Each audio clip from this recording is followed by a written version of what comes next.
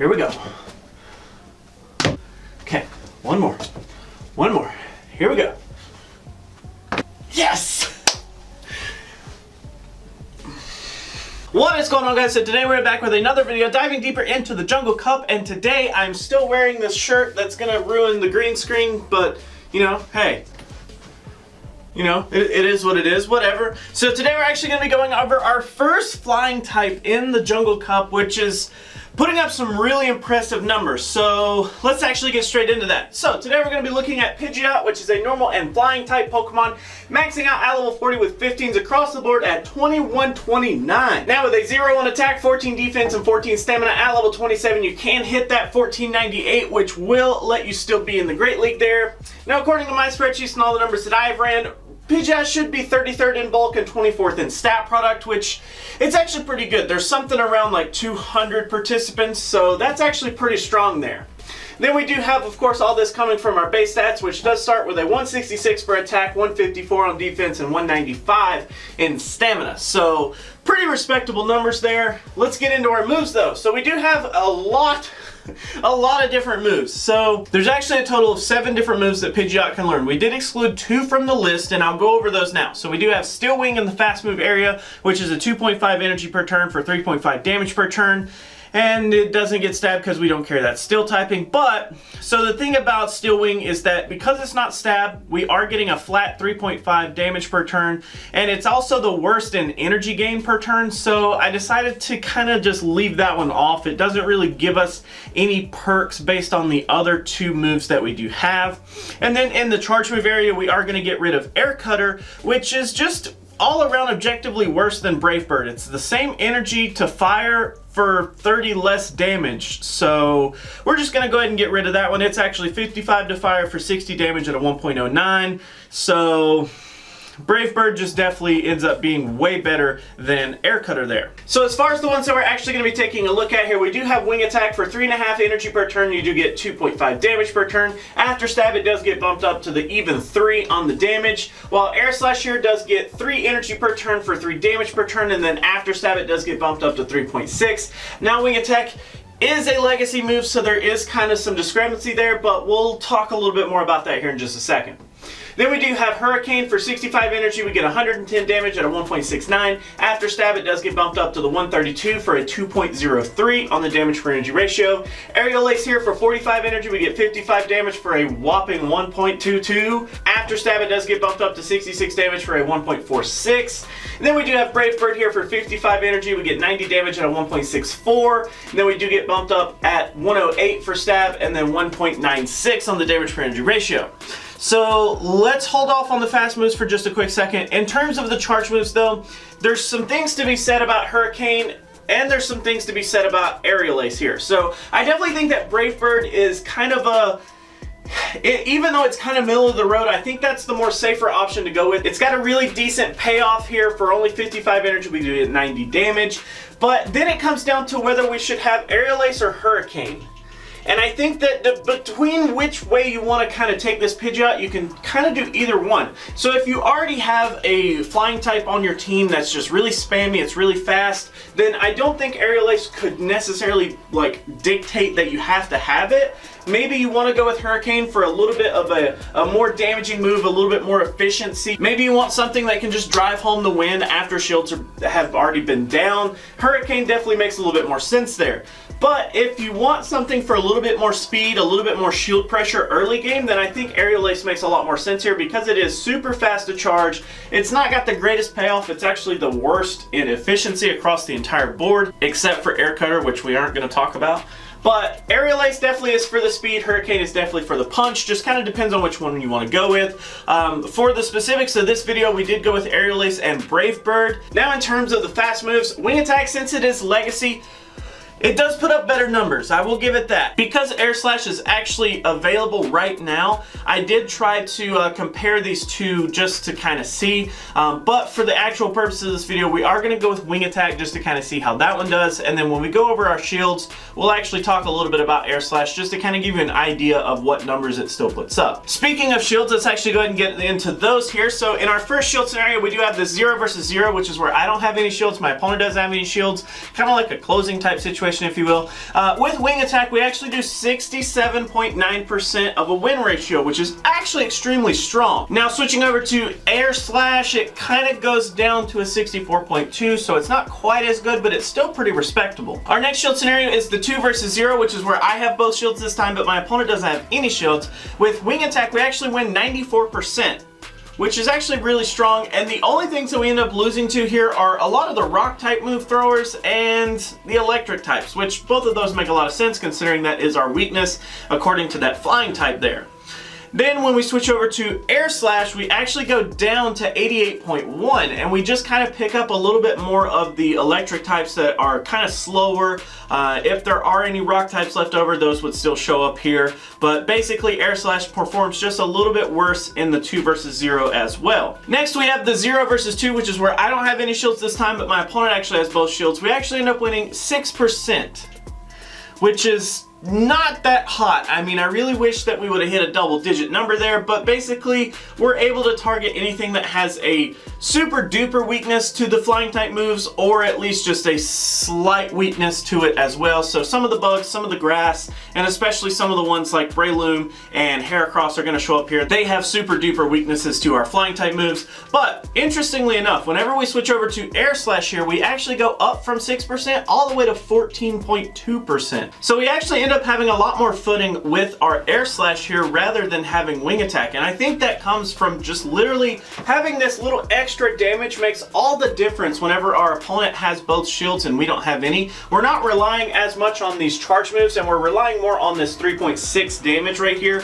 which does help a lot more than you would expect. Last but not least, we do have this 2 versus 2, which is where I have both shields, my opponent has both shields, kind of like an opening type situation. We actually end up with a 66.4 for wing attack and a 66.4 for air slash. So kind of like, it really depends on which one, like if you want to actually go or if you already have that wing attack, it does perform better in most scenarios.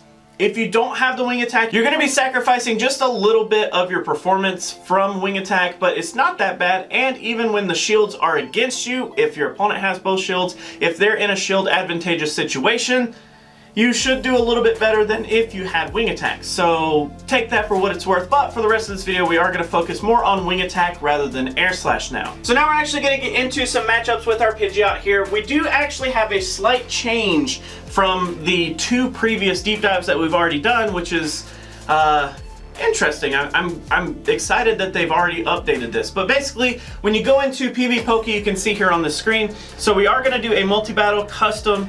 We are going to build our Pidgeot to have wing attack, aerial ace, brave bird, just like we said. 1 shield for us. We're going to do a custom group here with 1 shield for them. Now in the quick fills, you can actually see they already have a Jungle Cup meta. So there's 22 Pokemon rather than the 20 that I was doing, the top 20, and some slight changes that were changed from my list to their list. So they actually don't include Munchlax and Sceptile, as they're not considered as meta as the other ones. So they actually take out those 2, and then they end up adding Breloom, Scyther, Venomoth, and Victory Bell into their meta list. So from 20, minus 2 is 18, plus 4 is 22, so that's how we're getting our 22 Pokemon here. So if we go ahead and hit battle, you can see we have 12 wins, 7 losses, and 3 draws. So our wins here are actually going to be Fortress, Breloom, Vespiquen, Ivysaur, Masquerain, Heracross, Scyther, Victory Belt, Venusaur, Venomoth, Scizor, Noctowl, and then we start to tie up against the Beedrill, Pidgeot, and Vigoroth. So we actually have those 3 ties there. So out of these top ones, this makes quite a bit of sense. So we do see our 2 here that are going to be like super duper weak to the flying type moves. Those make some sense. Vespiquen is going to have a weakness here. Ivysaur is going to have a weakness. Masquerain is going to have a weakness. Scyther, Victory Bell, Venusaur, Venomoth, and all those are going to have weaknesses. Now the weird ones are Fortress, Scizor, and Noctowl. I think with Fortress, I want to actually check this really fast. Yeah, see, this Fortress is running Heavy Slam. I wonder if we give it Rock Tomb, will it change this at all?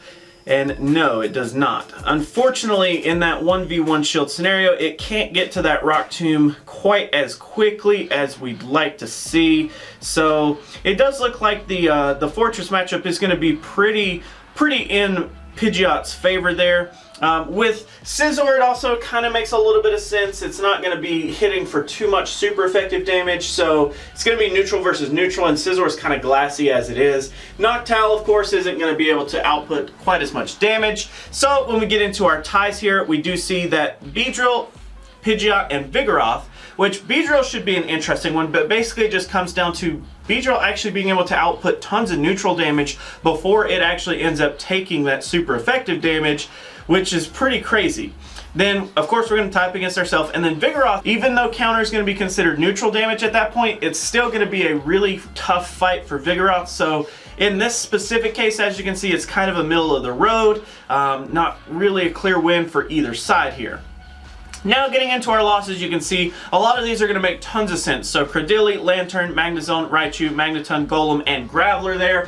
All of these are going to be pretty much hitting us for super effective damage. Credilli's going to have some rock type, Lantern, Magnezone, Raichu, Magneton, and even the bottom two are actually going to have some electric types, plus Golem and Graveler also going to have some rock type as well. The meta is shaping up to be quite interesting here, and the fact that we're winning a lot of these is making me feel pretty good about Pidgeot. I actually do really like the fact that we're performing so well this early on. So now let's actually move into our countering section, which I feel like I should make a different name for this at this point. Basically, if we're in the green here, we do have a pretty good advantage up against these Pokemon, whereas if we're in the red, then we kind of want to like stay clear of those Pokemon, or even consider bringing those Pokemon to combat the Pidgeot as well. So what we're going to do is we're going to go up here, we're going to have Wing Attack, Aerial Ace, Brave Bird, one shield on our side, one shield on their side. This time we're going to go with the entire Jungle Cup, as you can see there. Once we hit battle, you can see in that 1 versus 1 shield scenario, we do have that 68.7%, which is pretty gnarly. So going up against our first typing here, we do have the bug typing, and we only have one tie here, which isn't too surprising here. So we do have the Butterfree, Pineco, Ladian up here at the top. If we get down to some of the harder matchups, we do have a Beedrill, Pinsir, Armaldo, Venomoth, Scizor, rounding out the bottom there of the harder matchups now. So the bug type shouldn't be any kind of hardship at all. We should be pretty strong up against the actual bug type there. Next, going into the grass types here, we actually have one tie and 2 losses. So if we look at some of the easier matchups, we do have Jumpluff, Ivysaur, Tangela, Blossom, Ludicolo up there at the top. If we go down to some of the harder ones, we do see that we have the loss up against both Lileep and Credilli there. Then we actually have the tie up against Snover. Okay, that's interesting, but Snover is actually going to be able to exploit one of our weaknesses to Ice types, so that does make a little bit of sense. And as you can see, Shiftry, Tangrowth, and Executor are kind of difficult matchups, but still not too bad. Next, looking into the normal typing here, yeah, we actually have 3 typings that we do really, really strong up against. So we actually have 4 ties and 10 losses up against the normal types. You can see up at the top of the list, Slacking, Licky, and Swellow performing pretty bad up against us, but if we go straight down to the bottom, you can see these ties here. We do have a tie up against Delcatty, Girafarig, Raticate, and Vigoroth there, which some of those we've already talked about. Girafarig is a pretty interesting one. I really hope people will start to look into him. And then once we get into our losses here, you can see we do lose up against the Snorlax, the Chansey. Okay, those are 2 extremely bulky Pokemon. Maybe they can just outlast us there. We do have Perugly, Alolan Raticate, which is also another interesting Pokemon in this cup. Then we do have Miltank, Munchlax, Lickitung, Porygon, Bibarel, and Linoone there actually pulling out, which Linoone's an interesting one considering we've already done a deep dive on him. Last but not least here, we're going to go over the electric typing. So we do have one tie here, which is Manectric, and then we start to lose, even up against the Ampharos. Ampharos is 99% of the time on the bottom of this list as one of the worst performers, but we do have a loss to Ampharos. Then we have Luxray, Luxio. If we go down all the way to the bottom, you can see the rock throwers are a big deal. We do have Magneton, Raichu, even Alolan Raichu showing up here, Raikou, Zapdos, and Electabuzz. You can kind of see that some of the more meta picks are definitely going to be really strong up against the flying types that are in the cup, but in general, I think that Pidgeot has a really good strong hold on 3 out of the 4. I mean, it's kind of obvious that we have a big weakness to electric types, so it doesn't make a whole lot of sense to kind of not choose Pidgeot just because we have that one type weakness when we do really good up against the other 3 types. So that is actually going to be it for today, guys. Thanks so much for hanging out. Thanks so much for watching. I'd love to know what you guys think of Pidgeot down below, because I'd say he's a pretty strong contender. I definitely wasn't going into this deep dive thinking that he was going to be this freaking good, but I I have to say, I'm quite impressed that Pidgeot performs this well. But definitely let me know what you guys think down below, and always remember that if you do have a deep dive, you can drop it down in the comments below as well. We'll get it added onto the spreadsheet, we'll get it up, and so you guys can see here what is coming up next. And actually, this board should be changing very soon. And if you guys have stuck around long enough, you may notice that I like to change my setup like really frequently, and that's just because I get tired of doing the same thing. I get tired of it looking the same. So I am going to try to purchase another board, the one that matches this. And the way that this board is built is awkward. It's fatter, or it's not as tall. Either way, it's got a weird aspect ratio compared to these, and I think if I switch it over to one of these blackboards, it will kind of help a little bit. So I might end up changing the room around again. Yeah, I know, but we'll check that out. So thank you guys so much for hanging out. Thank you so much for watching. Always remember that if you like to like videos, you can do that, but if you don't, you can be that guy. Otherwise, let me know what you have to say down in the comments below, and until our next video, I will catch you then.